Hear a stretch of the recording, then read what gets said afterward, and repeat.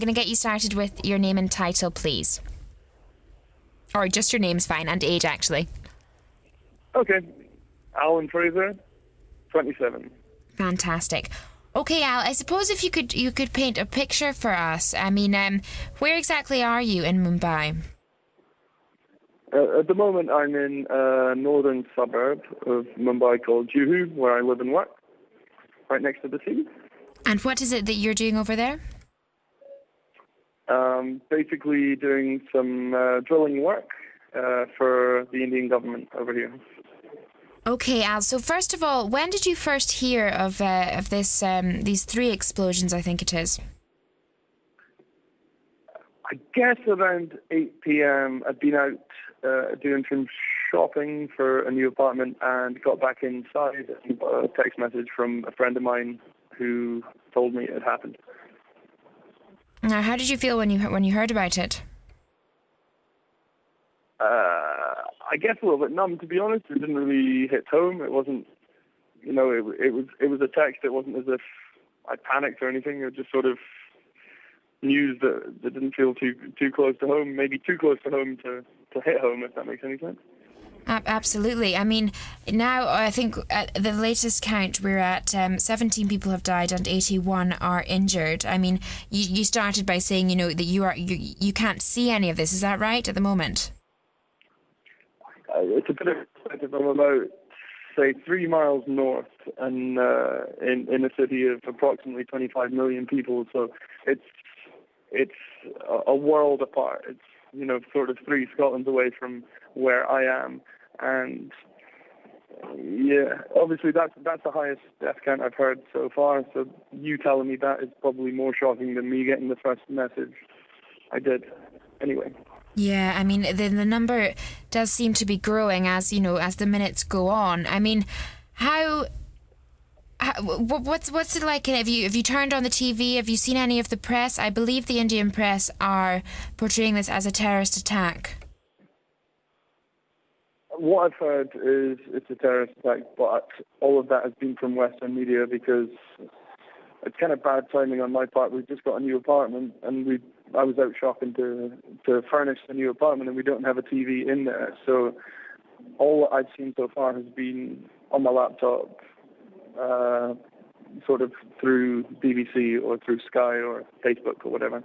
So I haven't actually seen what the Indian media are reporting. Now, as you did say, you're quite far away from this, but I mean, how does it feel at the moment to be thinking, you are in a place where potentially there has just been quite a significant terrorist attack?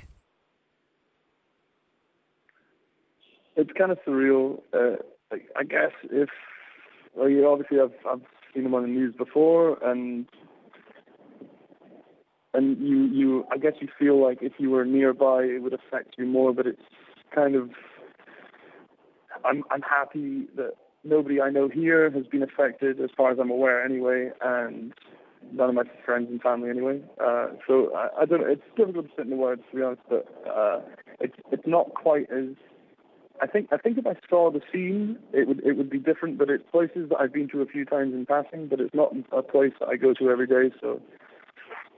And I imagine you've had quite a lot of text messages. I mean, even me sitting here, I didn't really fathom that you could be it's still in Mumbai but so far away. You said 3 Scotlands.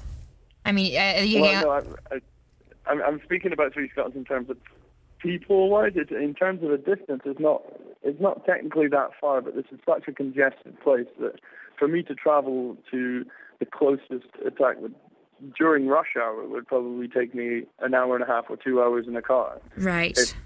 It's probably about 3 or 4 miles as a bird flies, but it's not a place that I go to very often. I've been here 2 years. I've probably been past Dadar Station, which is one of the places that was hit. I've probably been past there 6 or 7 times in 2 years. So just finally, Al, I mean, obviously, like you said, you've watched this happening before. I mean, from afar. What happens now? What will you be doing tonight? Are you going to be following this on the news? As someone that's sitting in Mumbai at the moment. Well, it's getting quite late now, so I guess the thing for us to do here is try not to panic. We've got to get on with our lives here. Life goes on, and hopefully nobody I know has been affected, and anything I can do to help, I will try and do. But I don't know. Obviously, I'm going to follow it on the news when I get home and see what happens. But I don't know. It's never a position I've been in before. I'm just a wee cult boy. I'm not used to this kind of thing, to be honest. Just taking it all in. Well, thank you so much for speaking with us, Al, and I hope you and yours everyone's okay. And you take care. Me too. All right. Okay. Bye, Al. Good to speak to you. You Bye. too. Bye. Bye.